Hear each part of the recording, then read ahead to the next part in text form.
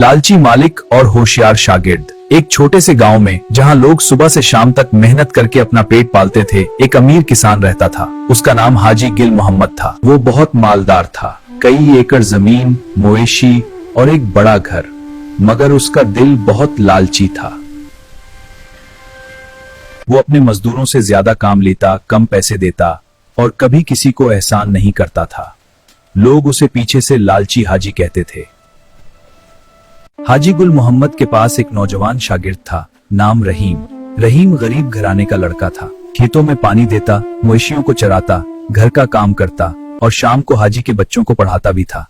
रहीम बहुत होशियार और मेहनती था, मगर बहुत सादा और ईमानदार। एक दिन हाजी गिल मोहम्मद ने सोचा कि रहीम बहुत होशियार हो गया है, अगर ये ज्यादा समझदार हो गया तो मुझे नुकसान पहुंचा देगा। रहीम, कुल सुबह सवेरे मेरी सारी जमीन की फसलें काट के गट्ठों में बांध दो। अगर काम ठीक से ना हुआ तो तुम्हें घर से निकाल दूंगा और 1 महीने की मजदूरी भी नहीं दूंगा। जी हुजूर, अल्लाह के हुक्म से हो जाएगा। रात को रहीम सोचता रहा। वो जानता था कि अकेला इतनी बड़ी जमीन की फसल एक दिन में नहीं काट सकता। सुबह होते ही वो काम पर लग गया। दिन भर वो पसीना बहाता रहा, मगर काम आधा भी ना हुआ। शाम होने लगी तो हाजी गुल मोहम्मद आया और गुस्से से बोला, देखा तुम कम में हो, अब तुम्हें एक पैसा भी नहीं मिलेगा। रहीम, वक्त खत्म हो गया है, खड़ी फसल अभी तक काटी नहीं गई। हाजी साहब, आपने मुझे सिर्फ 1 दिन का वक्त दिया था, मगर आपकी जमीन बड़ी है। अगर आप मुझे थोड़ा सा और वक्त दे दें तो मैं काम मुकम्मल कर दूंगा। तुम्हें कोई वक्त नहीं मिलेगा, जाओ अपना सामान लेके निकल जाओ। हाजी साहब, लालच इंसान को अंधा कर देता है। आपके पास बहुत कुछ है मगर आपका दिल खाली है। मैं गरीब हूं मगर मेरा दिल साफ है।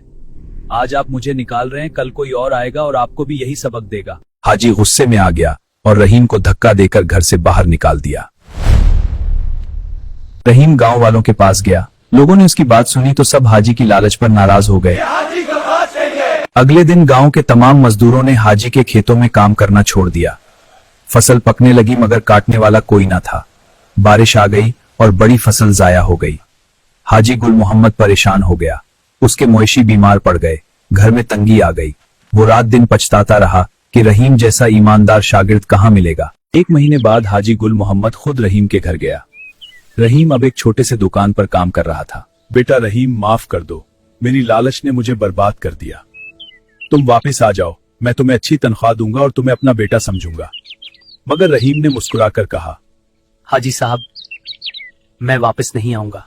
रहीम ने हाजी गिल मोहम्मद को समझाया, मगर आपको एक बात बताता हूँ, लालच कभी इंसान को खुश नहीं रखता।